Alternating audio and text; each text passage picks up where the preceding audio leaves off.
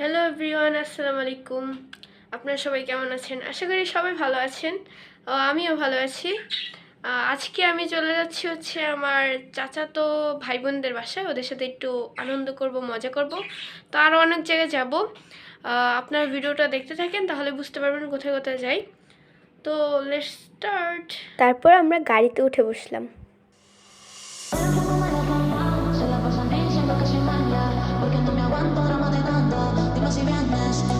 এখানে আমি বসে বসে ঢং করছিলাম।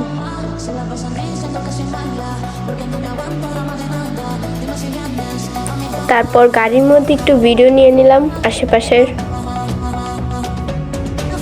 এখানে আমার হাতের মধ্যে একটা কমলা ছিল, এটা খাবো, তার জন্য রেখে দিয়েছিলাম। তারপর আমরা অনেকক্ষণ গাড়ি জার্নি করে পৌঁছে গেলাম আমাদের বাড়ির সামনে। তো এটা হচ্ছে ওদের বাড়ির গেট। এটা হচ্ছে আশেপাশের জায়গা যেখানে গাছ লাগানো আছে। তো ঘুরে দেখছিলাম পুরো বাড়িটা। দেখো এখানে কত সুন্দর একটা বড়ই গাছ আছে। এখানে অনেক সুন্দর সুন্দর বড়ই ধরে যাচ্ছিল। আমি এখান থেকে একটা ছিঁড়ে নিলাম। তারপর এখানে আরো গাছ ছিল, এই যে এখানে আরেকটা বড়ই গাছ।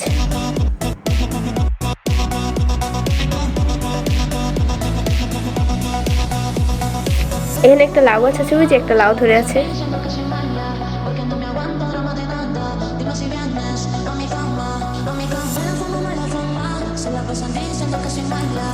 ওরা রান্নাঘরের সামনে একটা সুন্দর মাটি চুলা বানিয়েছিল।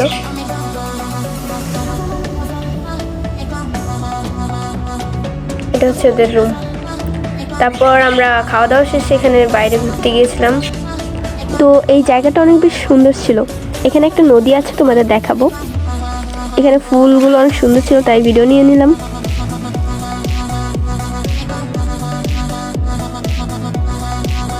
দেখো এখানে চারপাশে শুধু জমি আর জমি মানুষের। তো ওই যে সামনে নদীটা, নদীর সামনেও যাব। ওয়েট,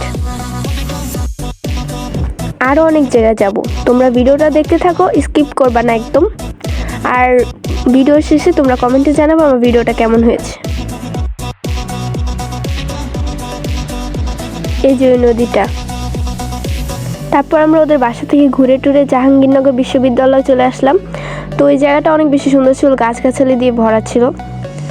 তো চলতে চলতে এরকম একটা জায়গায় চলে এসেছি। এখানে অনেক মানুষ ছিল, আবার একটা কি যেন হচ্ছিল, আমি আর গাড়ি থেকে নেমে দেখিনি। তো গাড়ির ভেতর থেকে আমি ভিডিও নিয়ে নিচ্ছিলাম, যেহেতু অনেক মানুষ ছিল। আর মানুষের ভিতর আমার একদম ভালো লাগে না।